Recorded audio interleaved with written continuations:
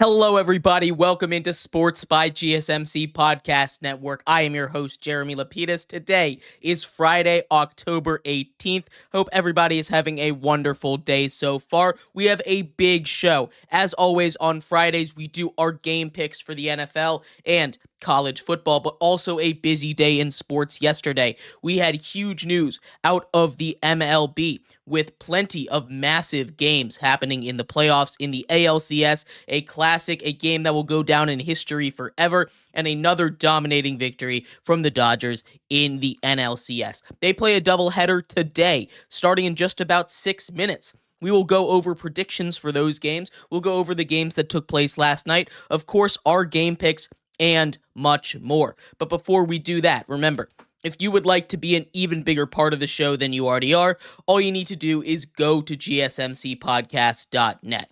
Or if you are on YouTube, you can use that super chat feature.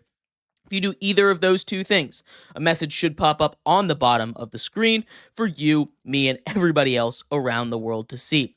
If you do have a burning question about sports, anything at all that you would like to ask, go ahead and throw that in the comments. Throw it in the chat. Appreciate all of you guys for sticking around, talking some sports with me here on a beautiful Friday, October 18th. But we are going to start off our show in football before we get to baseball. Thursday night football took place last night, a homecoming for Sean Payton, his first game since leaving New Orleans, and it was an incredible game for the Broncos. Overall, it was an ugly game, a lot like we expected it to be. This was not one of those games on paper or in real life that looked like it was going to be an exciting one to watch. But still, there were a lot of takeaways from this one. First of all, the Broncos' offensive line, and I think that's the thing that I was the most impressed with on this one. Their offensive line played awesome. They, all season long, had struggled to get anything going in the running game. For Javonte Williams, a really talented running back, in my opinion, that had a bunch of injury early in his career, he's finally fully healthy. He has been for about a season and a half at this point, but the Broncos' offensive line had been unable to open up those holes, open up those lanes, get that offense going outside of just dinks and dunks from Bo Nix. And while there were plenty of dinks and dunks from Bo Nix, you saw a huge game from Javonte Williams. He caught a touchdown. He ran for a touchdown. He had by far his best game in the last year. This was a huge get for them. We talked about yesterday when we were previewing the game, Mike McGlinchey coming back, and I didn't think it was going to be that big of an impact. It was a huge impact, and I know it's against the Saints. The Saints are a team that are very banged up, both offensively and defensively, and I know it wasn't all good for both sides. There was a lot of bad all around, but I was very impressed by that Broncos offensive line unit, and again, regardless of how soft that schedule is, they continue to win football games. They are putting themselves in the wild card race pretty strongly with a weak middle pack of the AFC. There's no reason why, if they continue to play like this, continue to put up 33 points in a win, that they can't, especially with the way that defense is playing. I was very impressed with the Broncos overall. That defense, without Pat Surtain, without their best player, was able to turn the Saints over 3 or 4 times, including a pick six, fumble six, whatever they decided to call it there at the end, to basically put the game away at a point where it was basically over anyway, but definitely seal the victory. That was a total team performance by the Broncos. And again, we talked about the main story heading in being Sean Payton's homecoming, and I think that had a lot to do with it. The Broncos were clearly motivated. They wanted this game. And I think when you see a team that clearly wants something, we saw it with the Lions last week, we saw it with the Broncos this week, they're going to come out with a different fire, a different passion than the Saints were ready for, than the Cowboys were ready for. There's plenty of, other examples of this, but they were ready, they brought out the bag, and they won this game handily. That was an awesome performance by the Broncos. Turning our attention to the Saints, though, there are a lot of issues with this Saints team. They have scored 86 points outside of weeks 1 and 2. In weeks 1 and 2, they scored 91 points. So in 5 weeks of football, they have scored less points than they scored in 2 weeks of football. This is getting to be an issue. They were being considered a great team after 2 weeks, after destroying the Cowboys, a team that we thought was a good team at the time. They come out there, dud after dud after dud. And Spencer Rattler, while he isn't the greatest quarterback, isn't getting the help he needs, right? We talk about it a lot with the Jaguars, with bad teams like that a lot of times people want to place all the blame on quarterbacks because, yes, they're the public-facing image. They're the one that always has the ball in their hands, and it's a 90% of the time, I won't go that high, 70% of the time, you can say, yeah, the quarterback's bad, so the team is bad. There's a correlation there, but it doesn't always work that way. And I think the Saints are one of them. The main reason this team is struggling, the main reason this team is not performing is because of injuries. The offensive line is decimated. The defense is just scraps at this point, and the wide receiver room is left with nothing. You had wide receiver 1, Cedric Wilson, last night. That is not a person that I thought was still in the NFL. Bub Means had a huge game as a rookie last week. He was wide receiver 2. This is not a great offense. Clint Kubiak, for all the praise he was getting in the first 2 weeks of the season, has not backed it up. This is a Saints team that needs to go back to the drawing board, and they're starting to come back down to earth. I think they've well fallen at this point back down to earth. But they seriously need to think more about what the future of this team holds. Derek Carr might get healthy next week. And I think they have to make a decision. Are they going to continue to try to win this season? And I don't know if it's worth it. Obviously, they're going to continue to try to win. What I mean by that is, are they going to let the young guys like a Spencer Rattler, like a Jake Haener, maybe give one of those two a shot? Because Derek Carr is not the future of that franchise. He isn't. No one is thinking he is. If someone says Derek Carr is the future of that franchise, I don't know what to tell them. They just don't know ball there. He's not the future of that franchise. He is a stopgap quarterback that they paid a lot to keep the Saints competitive, and yet the Saints are not competitive. The Saints, for the last 10 years, since they won their last Super Bowl, have been in this cap situation where they can't really improve their team, where they can sit here and say, we're going to try and compete, but they're so limited financially that they just keep on getting more and more mid, and they reach that middle point. They reach that middle point around the time that Drew Brees retired, right? They reached that middle point, and now they're continuing to stick it out. We can still compete. Keep trying to field this roster. Keep pushing the money down the line. Keep playing with the cap. It catches up eventually, and we're seeing them go from contender to playoff team to mid-tier team. Now they're all the way at the bottom. Now they're just a bad team in the NFL, and they need to think about selling it off and rebuilding, and they need to do it quick because they cannot continue this process of trying to compete over and over and over and over again, because as we're seeing, the quality of the team just keeps diminishing year in and year out until a point where they just are the worst team. And at this point, they only have maybe 1-2 seasons left before they're competing for that number 1 overall pick organically. I think it's time they sell the house. I think it's time they move on. And I think the Saints need to figure that out soon. I think Dennis Allen is on the hot seat. He was at the beginning of the season for me, and he hasn't done anything to prove that he shouldn't be there. That team needs a hard reset. They need to reset the whole team away from the Sean Payton era because they're still kind of in it. Dennis Allen, longtime assistant of Sean Payton. In his homecoming here, they get destroyed. The Sean Payton era is over in New Orleans, and they need to realize that, and they need to move on and hit the reset button hard. At least that's what I think. That's my big takeaways from this game. The Broncos dominate. If their defense can continue to play like this, they are a team that can compete for a playoff spot. Bo Nix played good football too. Wasn't great. Good football though. But anyway, let me know what your thoughts are. We're going to take a quick break here. When we come back, we turn our attention to the world of baseball. An instant classic over in Cleveland, Ohio last night, and another dominant performance from the LA Dodgers. We break down all of the MLB action from last night coming up next here on Sports by GSMC Podcast Network.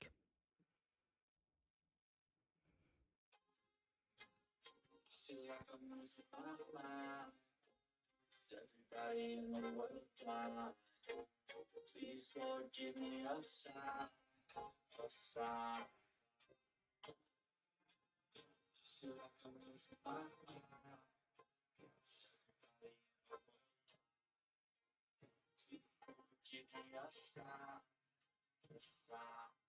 I want to be the greatest. Everybody on the face, yeah. I like everybody here to make this. Everybody fix it. Over one down, low, up in the basement. Statement. The top is so vacant. How many shit that I think are amazing? Waiting for my time when I'm playing. Sold out shows for a thousand faces. Hey.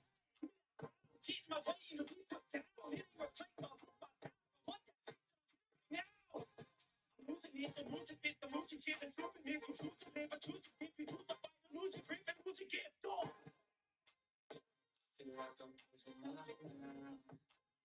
Everybody in the world, please, Lord, give me a sign, a sign. Feel like I'm losing my mind. Everybody in the world.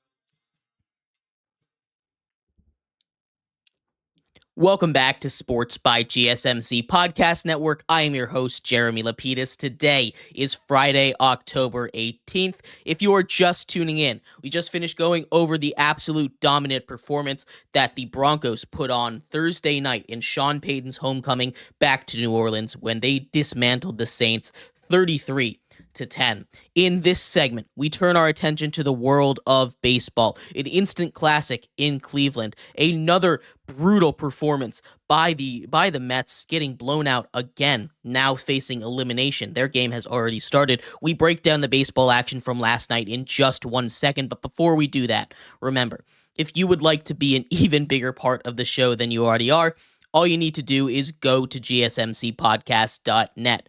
Or if you are on YouTube, you can use that super chat feature. If you do either of those two things, a message should pop up on the bottom of the screen for you, me, and everybody else around the world to see. If you do have a burning question about sports, anything at all that you would like to ask, go ahead and throw that in the comments. Throw it in the chat. I will get to it as soon as I possibly can. I appreciate everybody so much for sticking around, talking some sports with me here on a beautiful Friday, October 18th. But like I was saying, we are going to get into baseball here. An instant classic in Cleveland, and that's where we're going to start the day. This was a must-win for the Cleveland Guardians, and they delivered in the most dramatic way possible. The Cleveland Guardians down, cornered, back to the wall here. Bottom of the 9th inning, down by 2. They bring in a pinch hitter, Jokenski Noel, also known as Big Christmas. He hits an absolute missile into the stands to send it to extras. But before we get there, we're going to break down the rest of the game because while that was a moment that set this game apart from the rest of this game was still insane to watch. The Yankees get out to an early lead thanks to a Jose Trevino single. The Yankees were attacking early in this game. They got on the Cleveland Guardians starter, Matthew Boyd. He settled down a little bit later on in his start, but still, the Yankees were able to get to him early, but that lead didn't hold. You had You had a home run in the bottom of the third inning, the first home run in the career of Manzardo in the postseason, a 2-run home run to give the Guardians the lead back. Later in the game, they take a 3-1 lead, and this is where the magic truly starts. In the 8th inning of this game is where it gets crazy. Still 3-1. The Yankees, as we talked about, have their big three. Soto, Judge, Stanton. We talked about whose big three needed to step up. Both of them did. Which one of them was going to do it was the question, and it looked like in that 8th inning we had our answers. The Guardians, in a much-needed game, a back against the wall, have to have this one game, give up a hit to Juan Soto. They walk Juan Soto. Then, Aaron Judge hits his second home run of the series, second straight game with a home run. He is getting hot, ties the game, but that's not it. Giancarlo Stanton, one batter later, takes a lead with a solo home run, back-to-back home runs. The big three come through, provide 3 runs for the New York Yankees to take the lead heading into the 9th inning. They add an insurance run later on. Now we get back to the moment we started this segment off with. Jokensky Noel, 2 outs, runner on, 1-0 pitch, an absolute bomb into the left field stands. The stadium going insane there. They have kept their season wouldn't be over, but it would all but be over at that point. That would be a killing blow if they had lost that game. Big Christmas delivers for them. And then it continues. In the 10th inning, the Guardians get out of the top of the frame. Don't let that inherited runner score, that free runner at second base. They keep him out of the they keep him out there on the base paths. And then David Fry, a guy who had earlier in this postseason hit a massive pinch hit home run to win a game over the Tigers, steps up to the plate and delivers once again a 400-foot monster home run to walk off the game. Not just win the game, walk off the game and all but keep their season alive. They play again tonight, kicking off. In just about 3 hours. We will go over that game in the next segment, but an instant classic there in Cleveland. We learned a lot. We saw the big three from the Yankees show up, and usually that would be enough, but we saw the bench pieces, the depth of Cleveland. The one part of this game, the one part of this series where Cleveland has a huge advantage is their depth. Just about 1 through 9 can hit a home run. You have guys on the bench that can come in, pinch hit home runs in clutch moments. Now, obviously, you don't want to rely on that. If you're Cleveland tonight, you need a bigger game from J-Ram. You need a bigger game from Steven Kwan, who was held hitless. You need a bigger game from Josh Naylor, from Lane Thomas. You need these guys to come up and contribute the way that they had been all season long. But that was an instant classic there in Cleveland. They get the win. We'll talk about their game tonight. But the other game took place at 8 o'clock last night. The Mets in a very similar situation, a must-win after losing 8-0 in their last performance in Citi Field, down 2-1.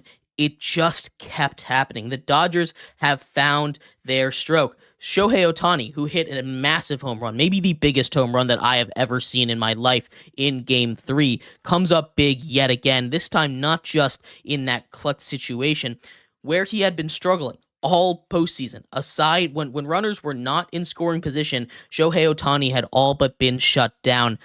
He found his swing. Whatever happened on that home run, he found his swing. Mookie Betts were hot in this game. Mookie Betts 4 for 6 on the night. Shohei Ohtani 1 for 3, but scored 4 times and hit another home run. This was an absolute statement of a game. Yoshi Yamamoto went 4 1/3 innings, giving up 2 runs, and then the bullpen was just about perfect.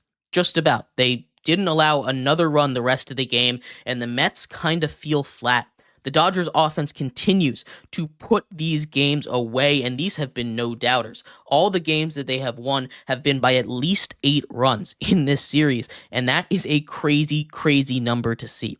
This is a Mets team that now they really have their back to the wall. That game has just had their first pitch right around when we started our show. We'll do a prediction of that game as well coming up next.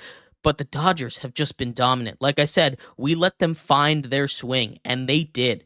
Against the Padres, they figured something out. Against the Mets in Game 3, they figured something out. This is a dangerous team. This is the most dangerous team in baseball on paper, off of paper, on the field. This is one of those scary, scary teams that if you think you have their kryptonite, they'll find 10 other ways to beat you. And right now, everything is clicking for them. This is the most together a Dodgers team that I have ever seen. And this is the most potent team I've seen in a very, very long time in baseball. But we'll see. Let me know what you thought of these games. They were awesome to watch. Playoff baseball has been incredible. 2 more games tonight. One of them, first pitch already started in New York, an elimination game. We could potentially see our first World Series team claim their spot, claim the NL pennant tonight. We will see, though. We'll talk about all of those games in just 1 second. We'll be right back here on Sports by GSMC Podcast Network. Looking for your daily fix of sports talk without having to pay for it? GSMC Sports Network is available on YouTube. Just search GSMC Sports Network. Get your fix of daily sports talk shows on YouTube. Absolutely free. NFL, college football, NBA, MLB, MMA, UFC, fantasy football, and so much more. GSMC Sports Network has shows running all day long, with new sports shows starting every 2 hours. Just like on your favorite cable sports channel, except GSMC Sports Network is absolutely free. Just search GSMC Sports Network on YouTube to catch one of your new favorite shows, like the GSMC College Football Podcast, Chip Shot Football Podcast, Hoops and Heels Women's Sports Podcast, GSMC Basketball Podcast, and so many more. Check it out for yourself. GSMC Sports Network, now available on YouTube, absolutely free. Search GSMC Sports Network on YouTube right now.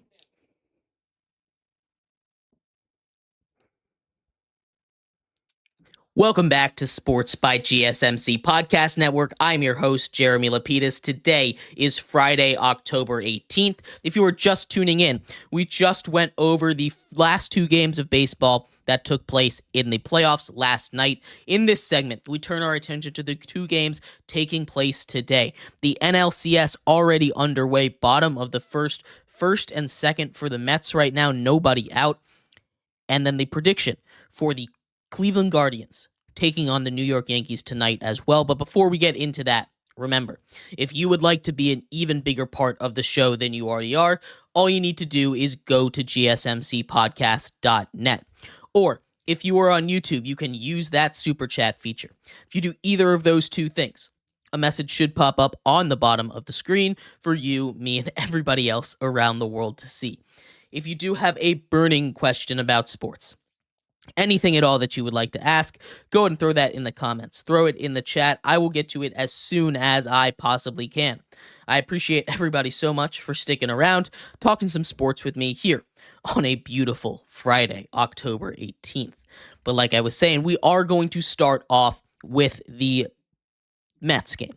The Dodgers look to punch their ticket to the NLCS. They look to be the first team win the NL pennant, the first team to clinch their spot in the World Series tonight. They're throwing Jack Flaherty. They're probably the best pickup of the trade deadline. They grabbed him from the Tigers. He has been awesome for them, and this is a very important start. They need him to go deep because in their last couple games, the Dodgers have used their bullpen. They have used their bullpen a lot. They don't have a lot of their top guys completely fresh and ready to go. Yamamoto last night only went 4.1 innings. In the domination game before that, you saw Walker Buehler only go 4 innings. So in the last 2 days, they have used 10 innings from a lot of their top guys. Their bullpen isn't completely diminished, but it definitely is not at full strength. So this is a game that is a must go deep for Jack Flaherty if he wants to close out the pennant race tonight in New York. This is a massive game. Again, you talk about must win. They don't get any more must win than this. And as I'm saying that, Pete Alonso goes deep, a 3-run home run in the first inning.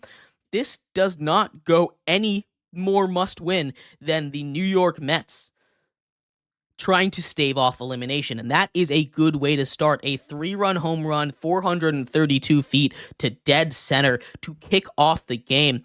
That is not what the Dodgers want to see. I just got finished talking about how Jack Flaherty needs to go deep. This has not been a good start for him. Not only is he giving up hits, but through just 4 batters so far, he's already thrown 17 pitches. He's on pace for a huge inning for him. He needs to lock it in quick if the Dodgers want a chance to win this game, but that is huge for the Mets. One thing that I've noticed with the Mets lineup, and again, a must-win for this team, they have taken out Jose Iglesias, a guy who hit .337 in the regular season. He had been struggling a lot in the postseason, instead opting to start Jeff McNeil at second base in this game. This is a massive moment for this team. They need to throw out their best lineup, and through 4 batters, looks like it's working. Seems like it. There are a lot of options with this Mets team. It's a Mets team that has, solid bats off the bench. They've got pretty much a certain lineup, but they need to throw their guys that are performing out there right now, and Jose Iglesias was not one of them. On the mound for them today, David Peterson. David Peterson, who in his last couple of games, in his postseason start with the Mets, he has been fine. Went 7 innings. Over the last 7 days. In the postseason, he's played 4 games, gone 8 total innings, given up 2 earned runs, struck out 5, walked 4. So he's been solid this postseason. Like John says, we were able to kind of do a play-by-play on that home run. Yeah, you're absolutely right. A massive home run from Pete Alonso to start the Mets up 3-0. Like I was saying, Jack Flaherty needs to go deep for the Dodgers, and it doesn't seem like he's going to. He has sort of locked in just a little bit. He's still thrown almost 20 pitches in this first inning. It's not a good sign for a depleted bullpen. So we will see what happens the rest of this game. I was going to pick the Dodgers. I'm going to be completely honest with you. I was going to pick the Dodgers to close it out, but after this first inning, I've changed my mind and I'm going with the Mets. I think they stay alive one more time, especially with the way this game has started. Head back to LA. Try to get a near reverse sweep there. So we'll see what happens. But in the other game tonight, the Guardians were able to avoid falling to a 3-0 hole in just an incredible game. We talked about that in our last segment. They host the Yankees again today and once again tomorrow. They could still get eliminated at home. They definitely don't want to do that. They would love to even the series, maybe even take a lead back to New York if that all possible. Gavin Williams takes the mound for the Guardians, taking on Luis Gil for the Yankees. And the Yankees, I think, with their starting pitching, I know it's going to sound kind of boring here, but Luis Gil has had a little bit of a down stretch towards the end of the season, started off extremely hot, and with the way that the big 3 for the Yankees have been playing, I don't think there's going to be too many games like the one we saw last night where a miracle comeback is going to be allowed to happen by this Yankees team. That bullpen has been shut down all series long outside of, the 9th and 10th innings of last night's game. I just think with the way that Soto, Judge, and Stanton are hitting, especially with Judge seemingly hitting his stride, that's 2 home runs in 2 games. That is a dangerous start for the Guardians, and I don't think they can hold the Yankees off forever. I think the Yankees get this win. I think this series probably goes 6, but I don't think the Guardians take this one. I don't trust Gavin Williams on the mound tonight with the way that those hitters have been going. But let me know what you think.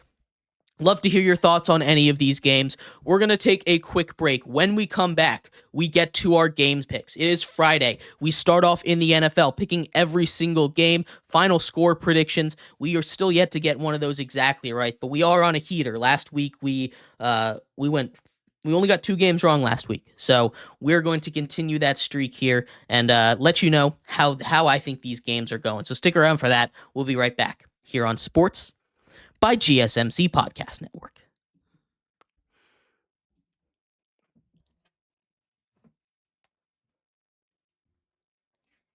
For For the best and latest podcasts available anywhere, go to the podcast app on your cell phone and type in GSMC to access free content-rich podcasts on health and wellness, book reviews, sports, entertainment, relationships, social media, movies, technology, finance, and even weird news. Subscribe and download the GSMC Podcast Network's family of shows, available everywhere podcasts are found.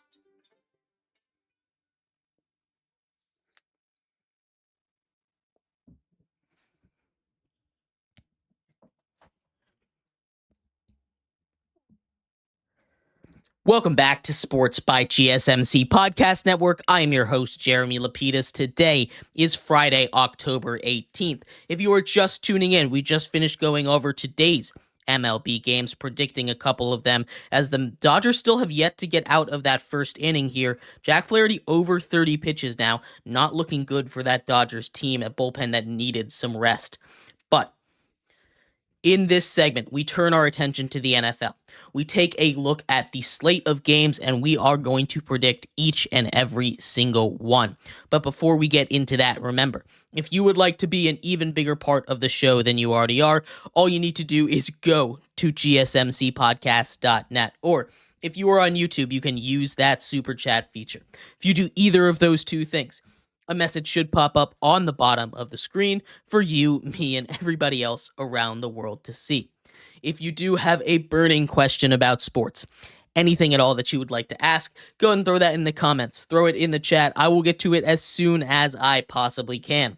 I appreciate everybody so much for sticking around, talking some sports with me here on a beautiful Friday, October 18th. But like I was saying, we are going to get into our NFL game picks here, starting off with another London game. Yet again, we don't send our best product overseas, do we? We get Jacksonville for the second straight week in London. They spent the entirety of the week there after a brutal loss, one where seemingly Doug Peterson lost the locker room. Not the best way to have it. They take on the New England Patriots. The Patriots travel over to London after losing, but getting a moral victory with a great performance out of rookie quarterback Drake May in his first career start. We now get Drake May versus Trevor Lawrence, Jags versus Patriots, and I think the Jags team, who in this matchup are favored by 6, first of all, way too many points there. Even if the Jags are going to win, it's not going to be by that much. This might not be a good Patriots team, but the Jacksonville Jaguars are not 6 points better than them, even on their best day. I think with the momentum, the negative momentum that the Jaguars have, with how much they seemingly hate each other, there is almost no way that they come out with a victory in this game. I think Doug Peterson is already halfway out the door at this point. He probably gets fired the second they touch down in the States, win or no win, honestly, with this game. I'm taking the New England Patriots to win this game in an upset, 24-20. Heading back to America, back over the pond, these 1 o'clock games, we have the Philadelphia Eagles and Saquon Barkley favored by 2 points as they travel to the Meadowlands to take on the New York Giants. A revenge game, if you will, for Saquon Barkley against the New York Giants. And while this team for the Eagles has not been the most impressive, while they haven't been too coherent together, and while that Giants defense has played really solidly over the last couple of weeks, especially last week against a really good Bengals defense, all the evidence points to Philadelphia winning this game pretty handily. And they probably will, honestly, but Philly has been so incoherent. They have yet to put together a complete game. I think Saquon's going to power them to a win here, but I don't think it's going to be very pretty. I think that Saquon Barkley and the Philadelphia Eagles beat the New York Giants 21-13 in the homecoming for Saquon Barkley. Also, huge game for him. He's going to go off. Absolutely.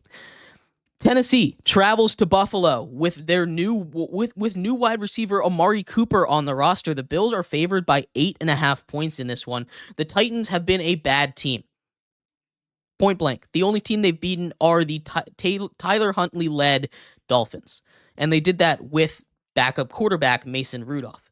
We saw probably the best game of the season from from Will Levis last week. He didn't break the 100-yard mark, but he barely turned the ball over, and they almost won that game. If he's able to do something similar with a little bit more production, I know they don't have Tyjae Spears for this game.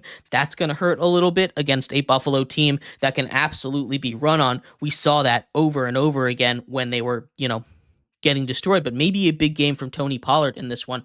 I think the addition of Amari Cooper makes a huge difference, even if he isn't in there for most of, even if he only takes place in 50% of the snaps. Having a real receiver, a real wide receiver one, I should say, in Buffalo for Josh Allen is going to make that team a lot better, and I think the Bills win 17-31.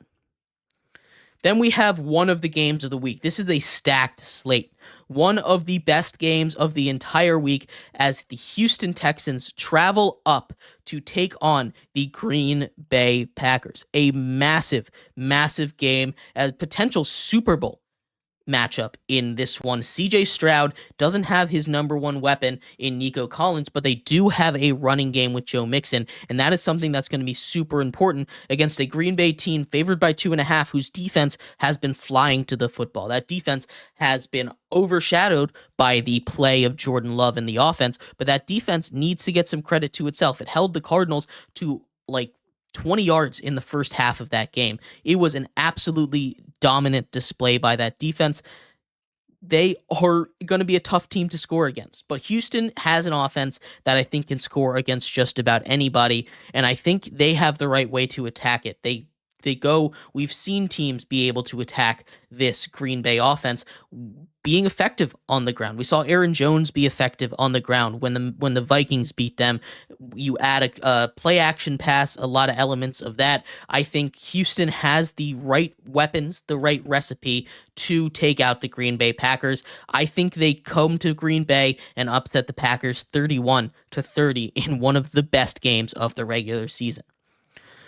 But don't rest there. Don't be happy with that. We have maybe even a better game with the Detroit Lions traveling to Minnesota for a division matchup with the 5-0 Minnesota Vikings. The Minnesota Vikings open as 1.5-point favorites in this one. And as much as I think the Lions are playing better football than the Vikings are right now, they've just lost their pass rush. Aiden Hutchinson, a potential defensive player of the year.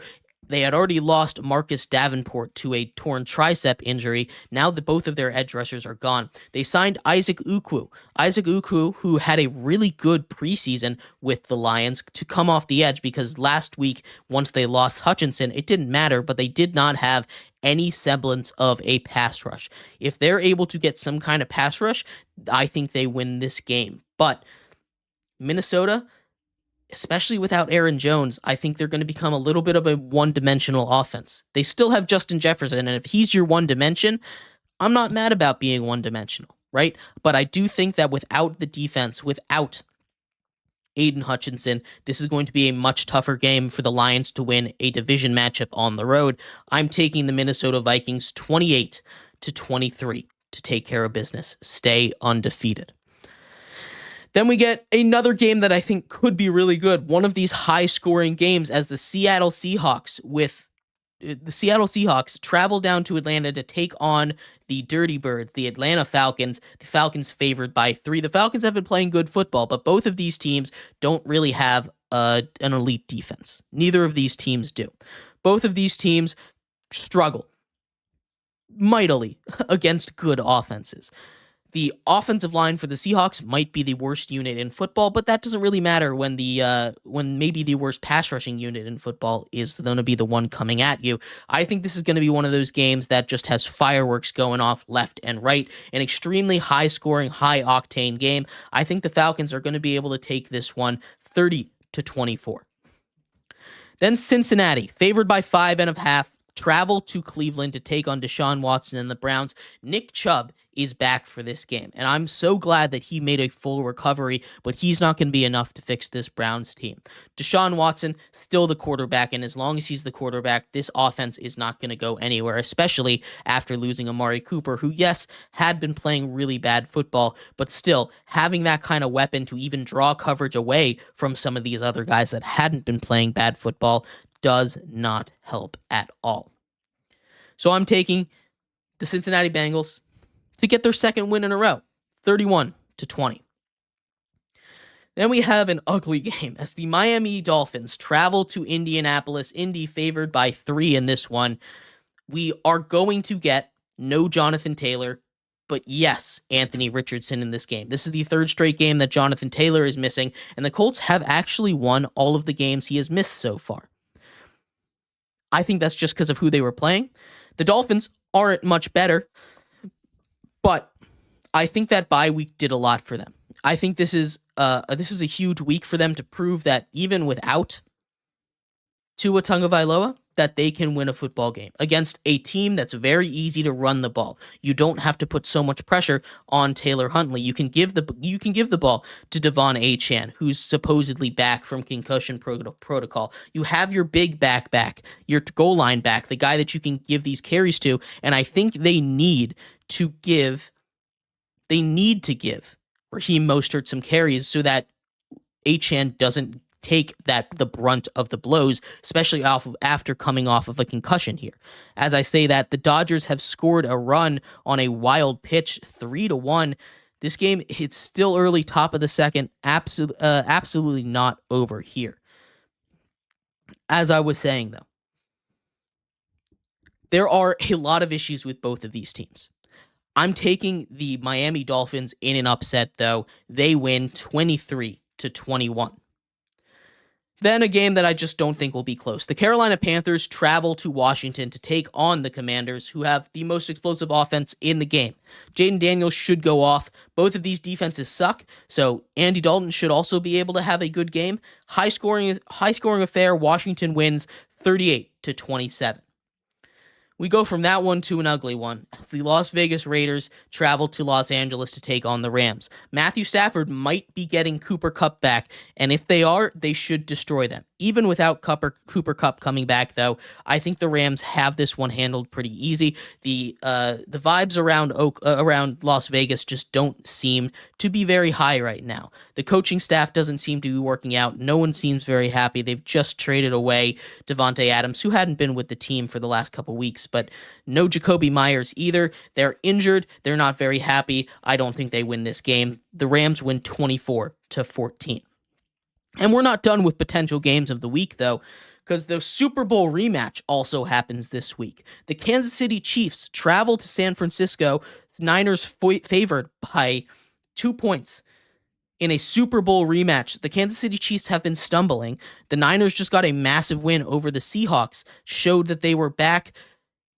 We're not sure what's going to happen with Jordan Mason. That run game is different. Both of these teams are very different than they were last year, but the Chiefs have this crazy ability to win football games no matter what happens, and I think it's going to happen again. I think the Chiefs find a way to take this game, a game that shouldn't go to them because the Niners team seemingly have just started to figure it out.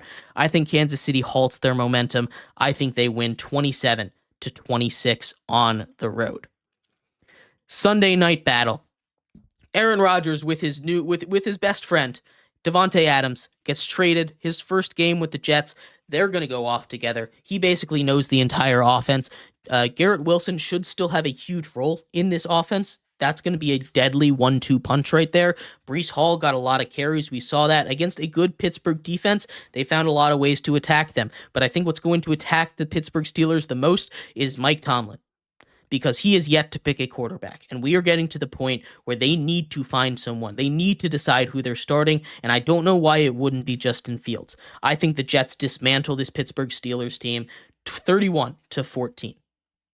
A doubleheader on Monday night as the Baltimore Ravens, favored by 2.5 points, travel to Tampa Bay, a Tampa Bay team that is really inconsistent defensively. They just put up 51 points. They have an explosive offense, but this Baltimore defense isn't as trash as that Saints defense is. I think Baltimore is going to be able to win this game in a tight one, a fun one, 34-29.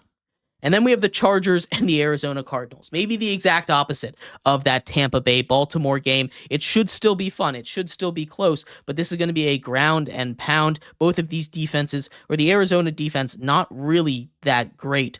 Chargers are going to be a time of possession kind of team, and if the Cardinals offense work, they should be able to keep up. but there's a chance that Cardinals offense continues to just not work the way that it has just about every other week this season. Chargers favored by 2. I'm not sure who's going to win this game. I'm leaning towards the Cardinals. They win 23-24. But let me know what you think. We'll break down the Monday Night Football games more in depth on Monday. But we're going to take a quick break here. When we come back, we're going to break down 15 of the best games on college football slate this weekend and today. So make sure you stick around for that. We'll be right back here on Sports by GSMC Podcast Network.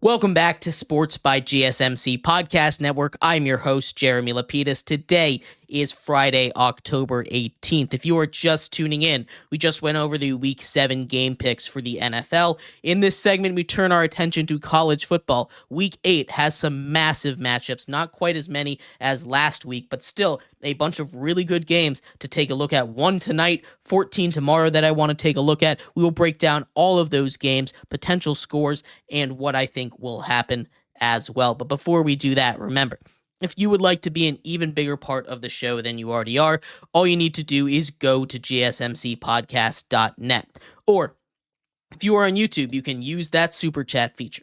If you do either of those two things, a message should pop up on the bottom of the screen for you, me, and everybody else around the world to see. If you do have a burning question about sports, anything at all that you would like to ask, go and throw that in the comments. Throw it in the chat. I will get to it as soon as I possibly can. I appreciate everybody so much for sticking around, talking some sports with me here on a beautiful Friday, October 18th. But like I was saying, in this segment, we turn our attention to college football. Another stacked slate here in Week 8, including one with a lot of Big 12 potential tonight, as the number 13 BYU Cougars host Oklahoma State, an Oklahoma State team that has a lot of promise, an Oklahoma State team that, should be one of the top contenders in the Big 12, but they have not been able to get the run game going. The defense has been incredibly inconsistent. BYU, on the other hand, favored by 8.5 points in this one at home, has turned the other teams over a lot. And Oklahoma State has not been immune to turning the ball over. They've played plenty of sloppy games. I don't know if this one will be much different. BYU has played really good football. There's a reason that they're number 13 in the country. They have a real chance at staying undefeated and winning that Big 12 title. We will see, though. I think they continue their run, though. Win 41-27 tonight.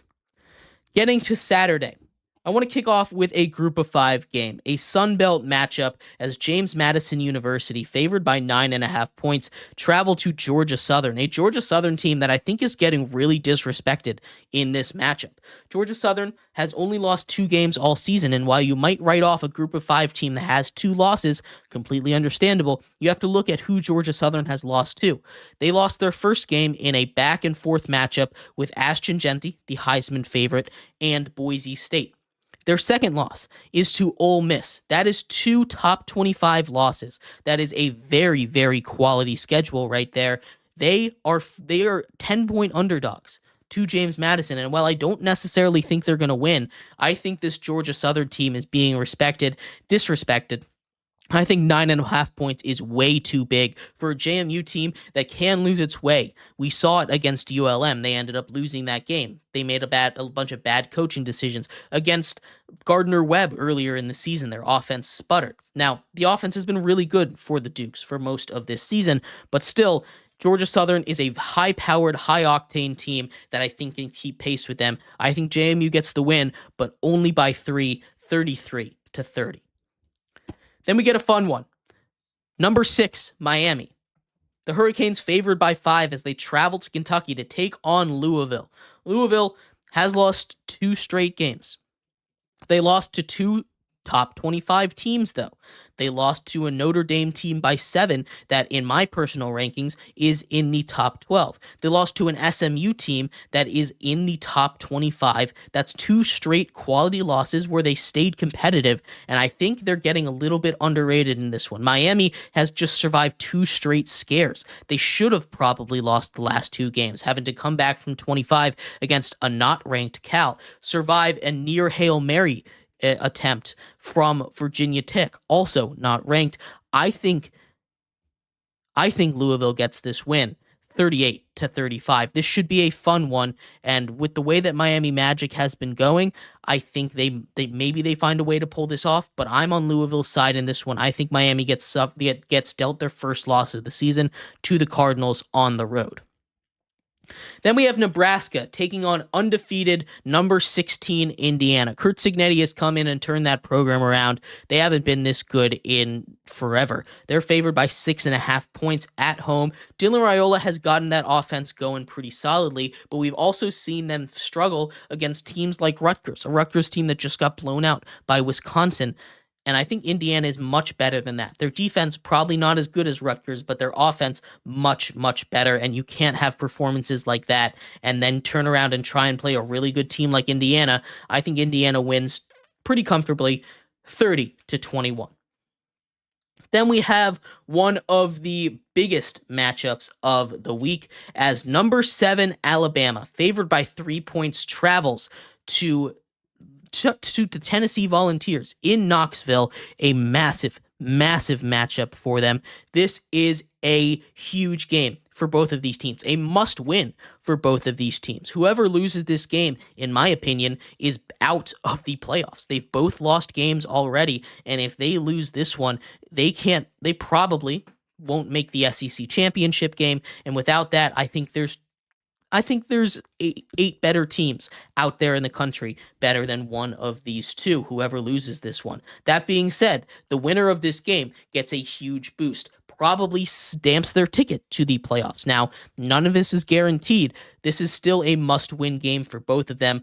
In Tennessee, I think Tennessee slight advantage for home field, but still the way both of these teams have been playing leaves a lot to be desired. Alabama loses to Vanderbilt. Then they almost lose to South Carolina, probably should have lost to South Carolina. Tennessee loses to Arkansas because Arkansas just casts a chaos spell for some reason, but their offense has been a little bit concerning.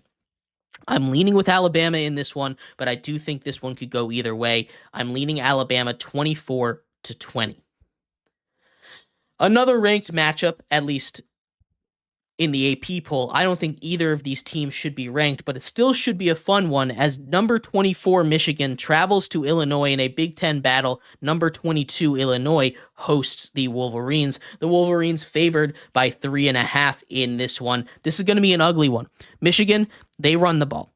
Illinois, they can keep pace, but their run defense hasn't been the best. Because of that, I'm picking Michigan in this one. They win 20-17.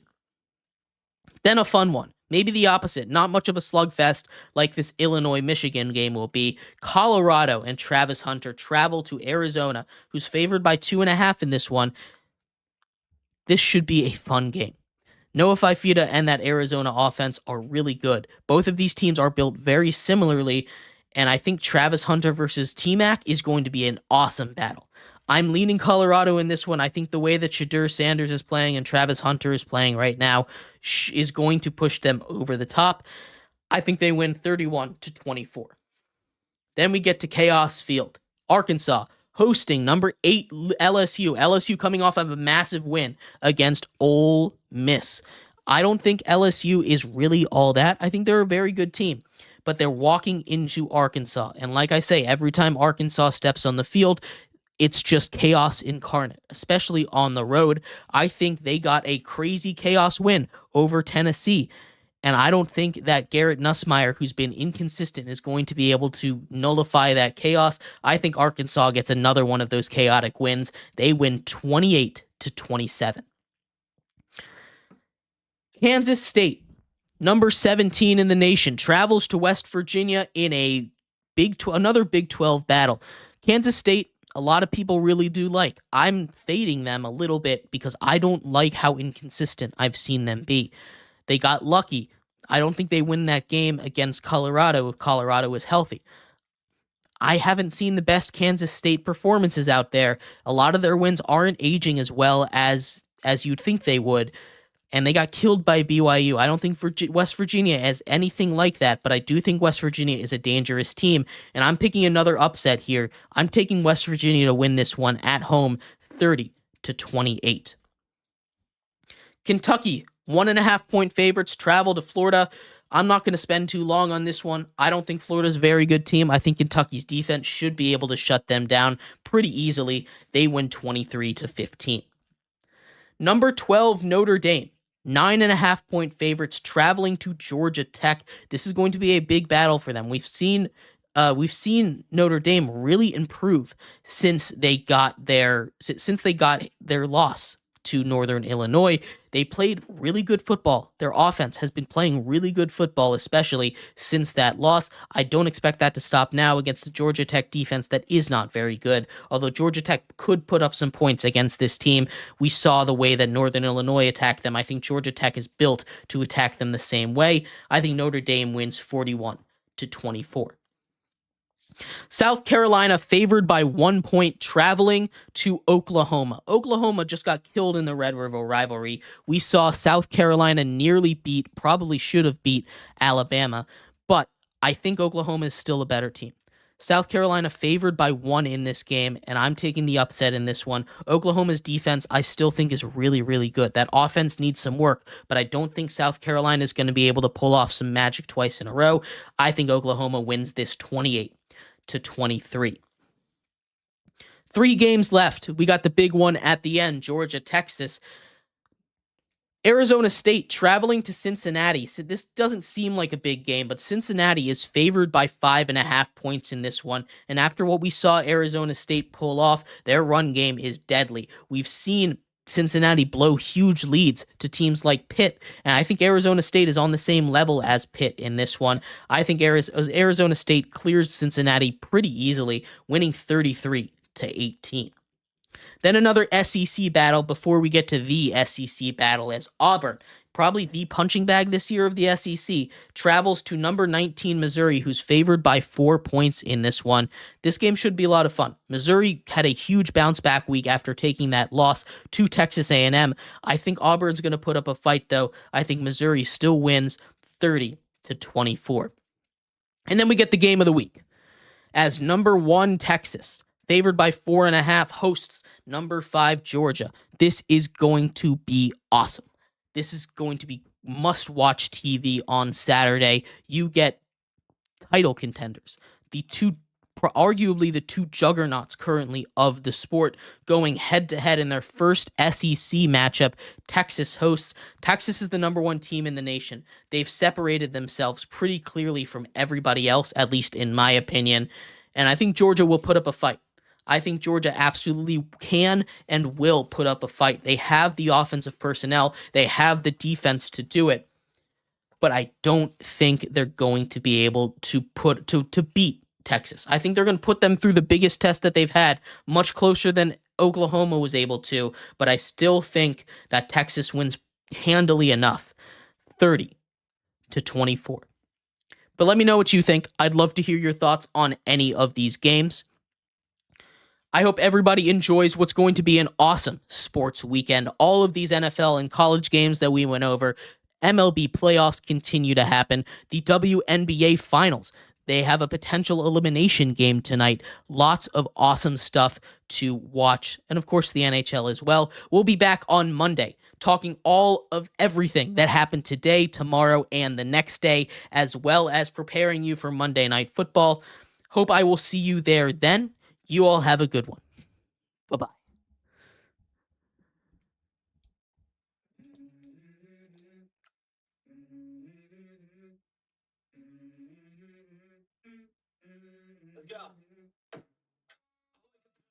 Let's go. I feel like it's gonna be a bad day. Shit, and the coffee ain't hit yet, damn.